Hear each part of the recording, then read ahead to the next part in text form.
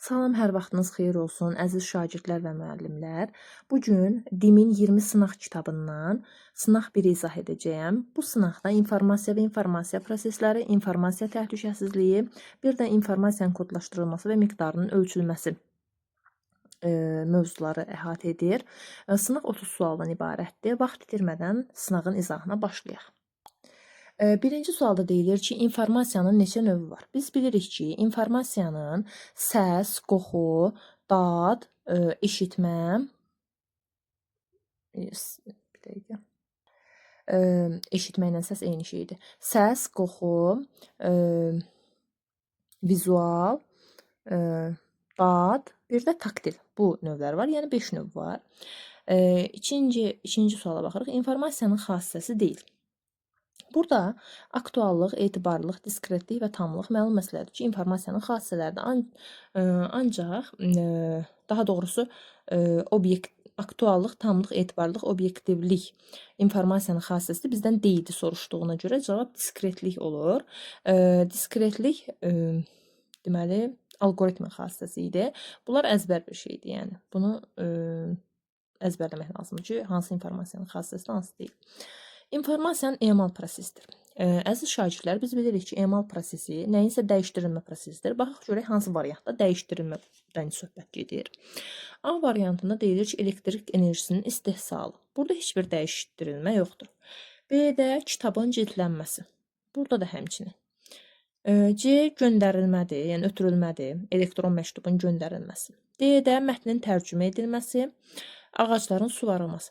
Baxın, mətnin tərcümə edilməsi, məsələn, mətn Azərbaycan dilindədir. Mən onu ingilis dilinə tərcümə edirəm. Neynədim? Dəyişdim. Amma əslində mətn eyni mətndir. Yəni, mənası eynidir, məğzi eynidir. Ancaq ki, mən onu tərcümə elədim, dilini dəyişdim. Buna görə də burada dəyişim olduğuna görə cavabımız D variantı hesab olunur. Baxın, bu sual 4-cü sualda deyilir ki, informasiyanın növü deyil. Bu elə birinci sualın demək olar ki, aydın versiyasıdır. Orada deyir də neçə növü var? Biz 5 götürdük. Burada deyir hansı növü deyil. Orada deməli, görmə ilə video informasiya, deməli, bir əmma var burada. Deməli, qoxu, dad, görmə, səs. Bu növüdür. Ancaq video informasiya informasiyanın növü deyil. Belə deyək. Video informasiyanın növü deyil. Bunlar isə onun növləridir. İnformasiyanın növü hesab olunur.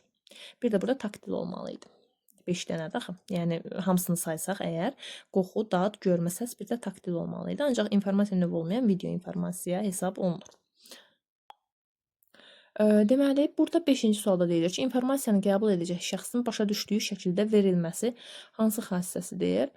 Bu, təbii ki, anlaşıqlı xassəsidir. Yəni, informasiya başa düşülən, yəni anlaşıqlı olmalıdır. Anlaşıqlı özü də elə başa düşülən deməkdir. 6-cı sualda doğru ifadəni seçin, müəyyən edin. Deməli, A variantında cari zamana uyğun olan informasiya aktualdır. Bu doğrudur. Bu, ümumiyyətlə, bir aktual informasiyanı demək olar ki, tərif edir ki, cari zamana, yəni hal-hazırki ana uyğun olsun. Sonra B-də deyir ki, informasiya tamdırsa, o həmişə aktualdır. Xeyr, informasiya tam olub, həmişə aktual olmaya bilər. Sonra elmi məqalələrdə informasiya həmişə aktual olur. Xeyr, məsələn, elmi məqalələr 50 il qabaqki bir məqalə hal-hazırda necə aktual ola bilər ki? D variantında informasiya başqasının fikrindən asılı deyilsə, o obyektivlikdir, aktuallıq deyil. Y-də də deyilir ki, etibarlı mənbələrdən alınan informasiya aktual olur. Xeyr, bu etibarlılıqdır. Ona görə də A variantımız doğru ifadəmiz hesab olunur. 7-ci sualda isə deyilir ki, Sezar üsulu ilə şifrələnmiş film sözünün şifrini müəyyən edin. Deməli, burada baxıram ki, baxın, Sezar şifri nə idi? Yəni ki, əlifbada hər bir hərf eyni addımda irəli ya da geri gedirdi. Baxıram, burada F hərfi ya A-ya çevrilir, ya da B-ya çevrilir. Çünki variantlarda ya A var, ya B var. İndi, mən B çoxdur deyə B-ni yoxlamaq istəyirəm. Çünki B olan variantlar çoxdur. Sonra A-ya da baxarıq. Məsələn, F hərfi B-ya gəlmək üçün 1, 2, 3, 4. 4 dənə geri gedir. 4 dənə geri gedir, gəlir B-ya. Deməli, mən i-ni də 4 dənə geri, l-ni də 4 dənə geri, m-ni də 4 dənə geri getsəm, görək variantlardan hansını ala bilirəm? I-ni 4 dənə geri getsək, hərfin özünü saymıram. H, C, F, E. Deməli, 1, 2, 3, 4. Oldu E. L-nı 4 dənə geri getsəm, 1, 2, 3, 4 oldu H. M-nı 4 dənə geri getsəm, 1, 2, 3, 4 oldu H. İ. B, E, H, I. Baxaq görək elə bir variant varmı? Bəli, B variantında var. B cavabı. Deməli cavab B variantıdır. Yəni artıq burada A ilə olanı yoxlamaya ehtiyac yoxdur. Ancaq ki biz B ilə edəndə bu variantlardan heç birini almasaydıq, o zaman A-nı yoxlayardıq. Görək A-la F-dan A-ya neçə addım gəlir? Digər hərflərdə eyni qədər yer dəyişimi edib A ilə olan bir cavab tapardıq. Ancaq cavabımız B variantında olduğuna görə biz artıq digər variantlara baxmağa ehtiyac yoxdur. 8-ci sualda yenə Sezar üsulu ilə şifrələnmiş, bu səfər disk sözünün şifrini müəyyən edin deyir. D, I, S, K. Burada 5-5 gedir. Deməli, 5 addım gedirsə, D-dən 5 addım getsəm, yenə özünü saymıram hərfin. 1, 2, 3, 4, 5. I-yə düşür. I-dən 5 addım getsəm, 1, 2, 3, 4, 5. N-ya düşür. S-dan 5 addım getsəm, 1, 2, 3, 4, 5. X-ya düşür. K-dan da 5 addım getsəm, 1, 2, 3, 4, 5. P hərfinə düşür. Yəni ki, I, N, X, P. Bu şəkildə bir cavab axtarırıq və budur. E variantında həmin cavabı görürəm. Yəni ki, Sezar şifri çox sadədir. Yəni eyni qədər addım hər birində atırıq və hərfin özünü saymırıq. Məsələn, F deyirsə, C-dan başlayıram, 5 addım atıram, 5-ci hərfi götürürəm. Mən belə eləyirəm. Başqa cürdə təbii ki, eləmək olar, amma məncə bu daha asandır. 9-cu suala baxaq. Deyir ki, şagird Paint proqramında ağ-qara təsviri rəngləyir. O bu təsvir üzərində hansı informasiya prosesini yerinə yetirir? Deməli, ağ-qara təsviri rəngləyirsə əgər, rəngləmək nə etməkdir? Yəni o şəkli dəyişir. Ağ-qara ilə dəyişdi, bu rənglədi öz zövqünə görə. Deməli, burada dəyişmək emal prosesi idi, məlum məsələdir ki. Ona görə də cavabımız olur D variantı. Sonra 10-cu sualda informasiyanın qrafiki təqdim olunmasına aid deyil. Qrafiki şəkil, cədvəl, qrafik və s. bunlar idi. Baxıram ki, foto şəkildir, diaqram da həmçinin qrafik informasiya aiddir, sxem, çertyoş bunlar. Ancaq səs informasiyası, yəni səs yazısı səs informasiyasına aiddir. Ona görə burada deyil, aid olmayan C variantı olmuş olur. 11-ci sualda deyilir ki, hansı növ viruslar vaksinləşmə yolu ilə virusları aldadaraq proqramların yoluxmasının qarşısını ala bilər? Bu əzbər bir şeydir, yəni viruslar mövzusuna aiddir. Burada detektor viruslardır, aldadaraq proqramların yoluxmasının qarşısını ala bilən viruslar. 12-ci sualda informasiyanın kompleks mühafizə sisteminə aid deyil. Deməli, bu da əzbərdir. Yəni proqram aparat mühafizəsi, təşkilatı mühafizə, qanunverici mühafizə, mühəndis texniki mühafizə var idi. Ancaq şəxsi mühafizə deyə bir informasiya kompleks mühafizə sistemi yoxdur. Ona görə də cavabımız C variantı olmuş olur. 13-cü sualda deyilir ki, antivirus proqramı deyil. Antivirus proqramı ümumiyyətlə disk defragmenter, yəni məlum məsələdir ki, antivirus proqramı deyil. Bunu baxan kimi bilmək olur. Məsələn, doktor web, doktor sözü var. McAfee, bu yəni kafe sözündən məncə çox şagird bunu əzbərləyib. Panda, Avast, bunlar hamısı antivirus proqramıdır. Lap bunları bilməsək də disk defragmenterin antivirus proqramı olmadığını bilirik. Bu yəni diski defragmentasiya edən bir proqramdır. Antivirus proqramı deyil. Sonra 14-cü suala baxaq. 14-cü sualda deyilir ki, uyğunluğu müəyyən edin. Bu sualın yarısı digər tərəfdən. Ona görə burada uyğunlaşdırıq, o tərəfdə deyərik. Əməliyyat sistemini yaxşı bilən və onun nüvəsini yenidən proqramlaşdıra bilən kompüter mütəxəssisləridir. Bunlar deməli hacker adlanır. Əməliyyat sisteminin nüvəsini yaxşı bilirlər hackerlar və onun nüvəsini yenidən proqramlaşdıra bilirlər. Bunlar hacker. İkinci, müxtəlif proqramların üzünün çıxarılmasına qoyulan müdafiəni ləğv edə bilən, lakin proqramın zəif yerlərini araşdırıb tapa bilməyən mütəxəssislərdir. Bunlar isə cracker adlanır. Yəni bu da əzbərdir, həmin informasiya mühafizəsi dərsindən. Deməli, birincisi oldu hacker, ikincisi oldu cracker. Cracker. Deməli, indi üçüncünü oxuyaq. Üçüncüdə də deyilir ki, hackerlıq sahəsində kifayət qədər biliyə malik olmayan deyirsə burada bu olacaq skriptdə. Lakin digər hackerların utilitlərindən istifadə edərək kompüterlərin təhlükəsizlik sisteminə ziyan verə biləcək mütəxəssislərdir. Bunlar da ssenari uşağı, yəni script kiddle'lardır. Deməli, burada oldu. Birdə nə olmuşdu? Hacker demişdik B, 2-yə cracker demişdik C, 3-ə də script-kiddle dedik A. Yəni E variantı doğru variant olmuş olur. 15-ci suala baxaq. 15-ci sualda deyilir ki, bazar günü Arif dostunun evinə qonaq getdi. Dostu ona qarşıdakı dayanacaqdan avtobusa minib geri qayıda biləcəyini dedi. Arif dayanacaqda 3 fərqli nömrəli avtobus gördü və anladı ki, dostunun verdiyi informasiya ona geri qayıtmaq üçün qərar qəbul etməyə kifayət etmir. Yəni informasiya tam deyil. Dostun verdiyi informasiyanın hansı xassəsi ödənilmir? Məlum məsələdir ki, burada tamlıq ödənilmir təbii ki, çünki informasiya tam deyil. Yəni dostu deyir ki, get qarşıdakı dayanacaqdan avtobusa min, amma avtobusun nömrəsini demir ki, neçə nömrəli avtobusa min. Tam məlumat vermir, belə deyək. 16-cı suala baxaq. 16-cı sualda cari zamana uyğun olan informasiya bayaq az əvvəl dedik ki, aktual informasiya idi. Yəni 1-ə B, hələ ki B təbii ki, aşağıda da var. Ayrı-ayrı mənbələrdən eyni obyekt haqqında alınan və üst-üstə düşən informasiya. Bu yəqin ki, etibarlı informasiya olar, bəli. Çünki ayrı-ayrı mənbələrdən eyni informasiyanı toplayıramsa, deməli ki, bu informasiya etibarlıdır. Başqasının fikrindən asılı olmayanda obyektiv informasiyadır. Deməli, 1-ə olur B, 2-yə olur C, 3-ə də E. Yəni A variantı doğru cavab olmuş olur. 17-ci suala baxaq. Burada deyilir ki, kompüter viruslarından qorunma səviyyələrinə aid. Burada kompüter bir-bir oxuyum. Virusların kompüterə daxil olmasının qarşısı alınır. Viruslar kompüterdə izlənilir. Virusların növü təyin edilir.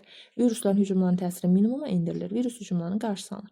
Burada qorunma dediyinə görə, yəni ki, biz viruslardan qorumağa çalışırıq. Ona görə də viruslar kompüterdə izlənilir. Yəni mən axı burada qorumaqdan danışıram. Mən kompüterdən virusdan kompüterimi qoruyuramsa, viruslar mənim kompüterimdə niyə izlənilsin ki? Ya da viruslar növü təyin edilir. Deməli bu virus mənim kompüterimə düşüb ki, onun növü təyin edilir. Ancaq mən kompüterimi qoruyuramsa əgər, virus düşməməlidir. Ona görə də burada virusların kompüterə daxil olmasının qarşısı alınır, hər hansı yolla, antivirusla və s. 4-cü, virus hücumlarının təsiri minimuma endirilir. Bu da qorunma səviyyəsidir. Virus hücumlarının qarşısı alınır. Bu da qorunma səviyyəsidir. Yəni 1, 4, 5 A variantının doğru cavabdır. 2 ilə 3 isə virusun kompüterə keçəndən sonra olan bir prosesdir ki, orada viruslar kompüterdə izlənilir, növ təyin edilir və s. 18-ci sualda informasiyanın biometrik mühafizə sistemlərinə aiddir. İnformasiyanın biometrik, yəni bio bizim özümüzə xas xüsusiyyətlər deməkdir. Yəni necə? Məsələn, mənim imzamı kimsə təkrarlaya bilər, oxşada bilər. Ancaq ki, mənim barmaq izimi, göz qişamın izini belə deyək və yaxud da ovucumun izlərinə görə belə deyək. Məsələn, gözün quzeyli qişasının, mənim nitqimin özəllikləri heç kimdə yoxdur, düzdürmü? Ona görə də bunlar biometrik mühafizə adlanır. Bura aiddir nələr?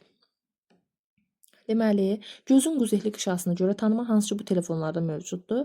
Yəni, telefonlarda üz tanıma var. Daha doğrusu üz tanıma var, gözün quzeyli qişası yox. Ovucun temperaturuna görə, baxın bu, məsələn, ola bilər ki, mənim də ovucumun temperaturu 38 dərəcə olsun, başqa bir insanınki də. Yəni, hamının temperaturu fərqli olası deyə bir şey yoxdur ki. Nitqin özəllikləri, bəli, bu da var. Barmaq izinə görə, bəli, bu da var. Üzün rənginə görə, xeyr. Üzün formasına görə, quruluşuna görə, yəni üzə görə tanıma var, ancaq ki, rənginə görə yoxdur. Ona görə olur 1, 3, 4. Yəni, B variantı doğru cavabdır. 19-cu suala baxaq. 19-cu sualda deyilir ki, uyğunluğu müəyyən edin. Deməli, birincidə ictimaiyyətə məxsus proqram təminatı. İctimaiyyətə məxsus deyilirsə, deməli ki, bu hamıya aid bir şeydir. Amma burada sərbəst olaraq üzü köçürülə bilən və müəlliflik hüququ ilə qorunmayan proqram təminatından söhbət gedir. Yəni 1-ə B olasıdır. Çünki ictimaiyyətə açıq demək, yəni sərbəst istifadə oluna biləsi bir şey deməkdir. Sonra ikincidə şərti ödənişsiz proqram təminatı. Şərti ödənişsiz proqram təminatı isə burada müəlliflik hüququ ilə qorunur, ancaq ki, pulsuz yayıla bilir. Üçüncüdə isə özəl proqram təminatı.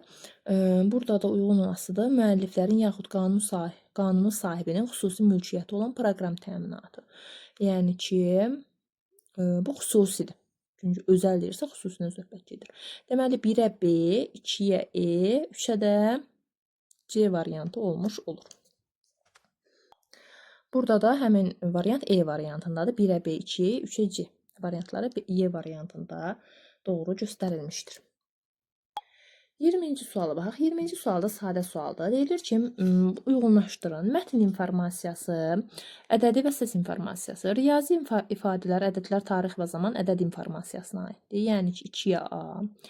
Suyun şırıltısı, telefon zəngi, quşların səsi bu səs informasiyasıdır. 3-ə B, 2-yə A, 3-ə B. Şeir, hekayə, reklam yazısı da bu da mətn informasiyası. Deməli, 1-ə Y, 2-yə A, 3-ə B. Baxın, C variantında doğru cavab verilib. Yəni, bu sadə sualdır, ətraflı izah etmirəm. 21-ci sualda deyilir ki, süzgəc antivirus proqramlarının fəaliyyəti hansı aiddir bunlardan? Virusların çoxalma və zərər vurma məqsədi ilə əməliyyat sisteminə etdikləri müraciətləri tutur, təhlükəli əməliyyatlara nəzarət edir. Burada süzgəc neynir? Süzgəcdə də məsələn götürsək, adi evdə istifadə etdiyimiz süzgəci, orada da bəzi süzdükdə irilər süzgəcin necə deyim, yuxarı hissəsində qalır. Xırdalar isə onun deşiklərindən süzülüb gedir. Baxın, burada da eyni şeydir ki, əməliyyat sisteminə etdikləri müraciətləri tutur. Yəni ki, orada süzgəcin sanki biz nəyisə süzəndə üst hissəsində qalan kimi təsəvvür edə bilərik. Yadda saxlamaq üçün deyirəm bunu. Təbii ki, əzbərləyə bilənlər nə yaxşı, nə xoş. Yəni, bu antivirusların növlərinin əzbərlənməsi nəticəsində tapıla biləsi bir test tapşırığıdır. 22-ci suala baxaq. 22-ci sualda deyilir ki, informasiyanın yadda saxlanma prosesi deyil, yadda saxlanması. Deməli, burada yadda saxlamaq nəyisə qeyd etməkdir. Məsələn, biz beynimizdə, dəftərdə, vərəqdə, kompüterdə, flash kartda, yaddaş kartında, telefonun özündə, sərt diskdə və s. yadda saxlaya bilərik. Məsələn, şagirdlərin siyahıya alınması hər hansı bir kağız üzərində olur və yaxud da Excel proqramında ola bilər. Dəftərdə qeydlərin aparılması. Baxın, dəftərə nəsə yazır, yəni yadda saxlayır. İnformasiyanın diskə yazılması. Bu da yaddaş qurğusudur. Cədvəldə verilənlərin qeyd edilməsi. Bu da həmçinin. Ancaq mətnin oxunması daha çox informasiyanın toplanmasına uyğun gəlir. Çünki biz mətni oxuyuruq və orada informasiya toplayırıq. Yəni, yadda saxlamaq düzdür, mətn oxuyanda yadımızda saxlayırıq, o başqa məsələ. Ancaq ki, informasiya prosesi olaraq mətnin oxunması informasiyanın toplanması prosesidir. Yadda saxlaması isə digər 4 dənədir. A variantı deyil. Deyili soruşduğuna görə A variantı doğru variant olmuş olur. 23-cü sualda deyilir ki, informasiyanın ötürülməsi prosesində iştirak edən elementləri ardıcıllıqla sadalayın. Bilmirəm yadınızdadır ya yox, belə bir şəkil var idi. Deməli, ortada rabitə kanalı. Burada deməli informasiyanın mənbəyi, burada informasiya qəbul edicisi. Bu hissədə isə kodlaşdırıcı qurğu olurdu. Bu hissədə də dekodlaşdırıcı qurğu olurdu. Deməli, bunu sırayla düşsək, informasiya mənbəyi 3-dür, kodlaşdırıcı qurğu 5-dir, rabitə kanalı 2-dir, dekodlaşdırıcı qurğu 4-dür. Sonra informasiya qəbul edicisi də 1-dir. Yəni 3, 5, 2, 4, 1 sırası ilə doğru şəkildə düzə bilərik. 24-cü suala baxaq. Deyilir ki, Troyan viruslarının növlərini müəyyən edin. Troyan virusları bilirik ki, gizli şəkildə, yəni Troya atı hadisəsinə oxşuyur həmin virusların kompüterə yoluxması. Burada nə var? Uzaqdan idarəetmə proqramları, casuslar və reklam proqramları. Detektorlu müfəttişlər Troyan viruslarına aid deyil. Onlar özləri xüsusi viruslardır. Belə deyim. 1, 2, 5 bizim burada doğru cavabımızdır. Uzaqdan idarəetmə, casus və reklam proqramları. 25-ci. Müəllim dərs izah edərkən şagirdlər hansı növ informasiya qəbul edirlər? Burada məlum məsələdir ki, müəllimin izah etdiyi dərsi lövhədə yazırsa görürlər. Yazmırsa da müəllimin özünü görürlər, əl hərəkətlərini, jestlərini gördükləri üçün görmə və müəllimin səsini eşitdiklərinə görə səs. Yəni burada 1, 2 doğru cavabdır. Ona görə deməli, müəllim dərs izah edərkən görmə və səs informasiyasını şagirdlər qəbul edir. Sonra baxaq. Yenə biometrik mühafizə sistemlərinə aid olanı seçməyimizi istəyir. Barmaq izi düzdür, ayaq izi yoxdur.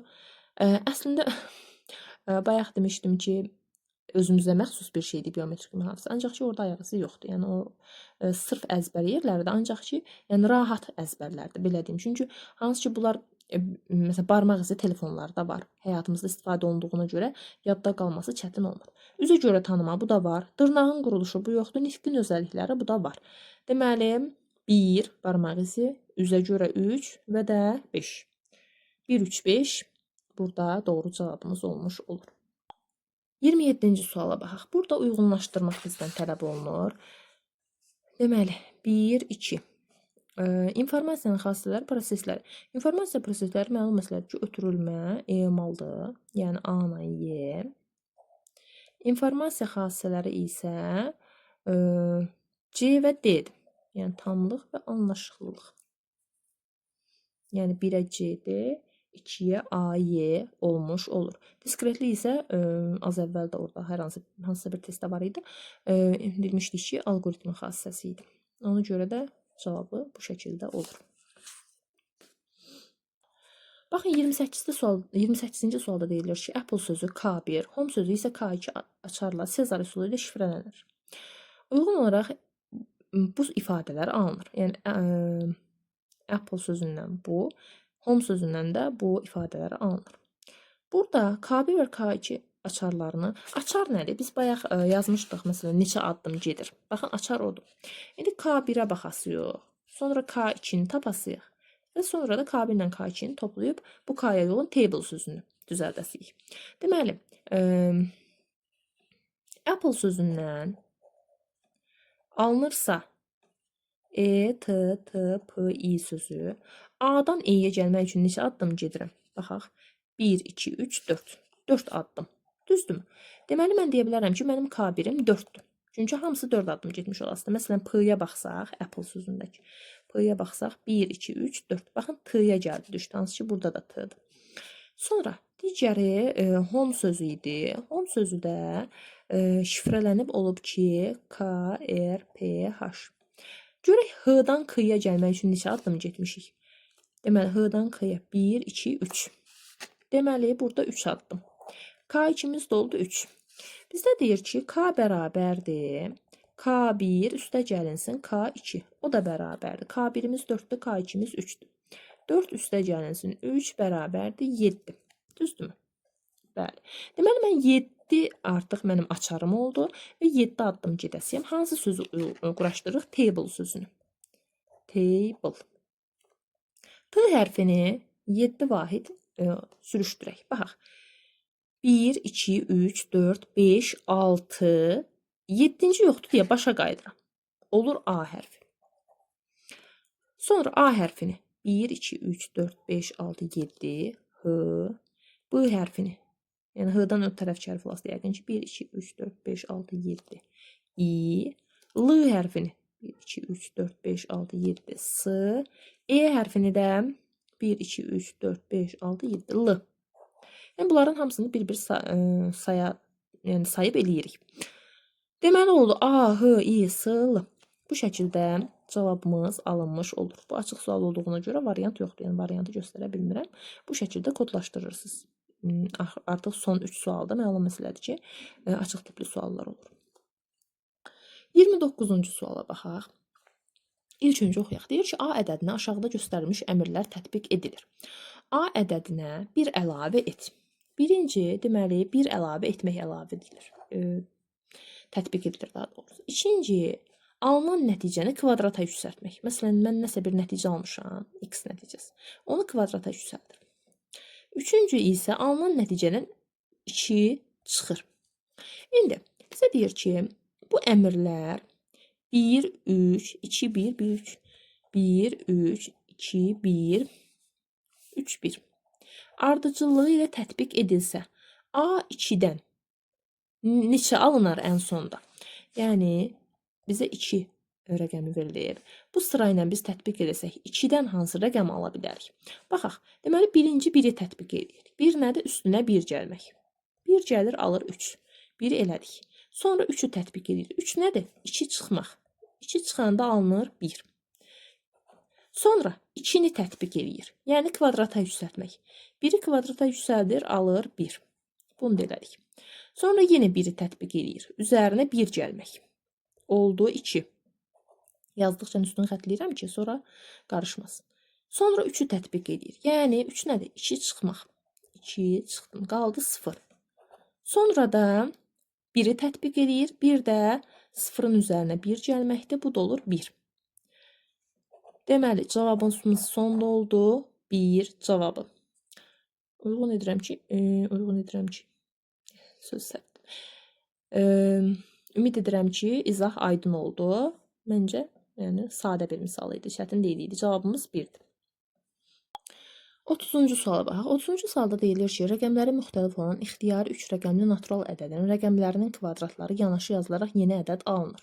Alınmış yeni ədədin rəqəmləri cəminin ən çox neçə ola biləcəyini müəyyən edin. Deməli, 3 rəqəmli, məsələn, belə götürək. Tutaq ki, bizim 3 rəqəmli ədədimiz 123-dür. 1-in kvadratı 1-dir, 2-in kvadratı 4-dür, 3-ün kvadratı 9-dur. Sonra deyir ki, bunları yanaşı yazılaraq yeni ədəd alınır. Bu rəqəmlərin ən çox neçə olacaq?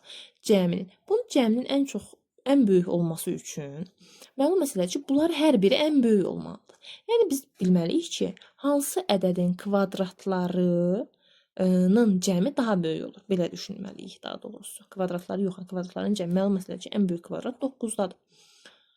Amma burada 9-u da götürəsik yəqin ki, 9, 8, 7. Bir də orada, baxın, 6-nın kvadratı var. Məsələn, 36-dır.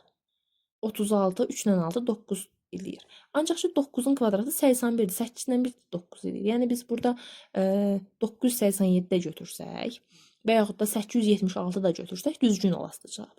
Ancaq, məsələn, 5-in kvadratına baxsaq, 25, 2 ilə 5 toplayanda 7 edir. Bu yaranır. 8-in kvadratı 64-dür. Toplayanda 10 eləyir. 81 də 8 ilə 1 toplayanda 9 eləyir. 7-in kvadratı da 49-dur. 4 ilə 9 toplayanda 13 eləyir. Cəmləyəndə. Deməli, 9, 10, 13. 9 plus 10. 19 plus 13 bərabərdir 32 cavabı. Doğru cavabdır. Yəni, burada 6 ilə 5-i niyə yoxladım? Çünki 5-dən digər aşağı 4, 3, 2, 1 bunun kvadratı daha aşağı rəqəmlərdir. Ona görə yəni onu toplayanda burada ən böyük cavab, ən böyük cəm bizdən ötürü alınmayasıdır. Yəni, burada 9, 10, 13-ü cəmlədim. Cavabımız 32. Doğru cavab alındı. Yəni, cavab 32-dir.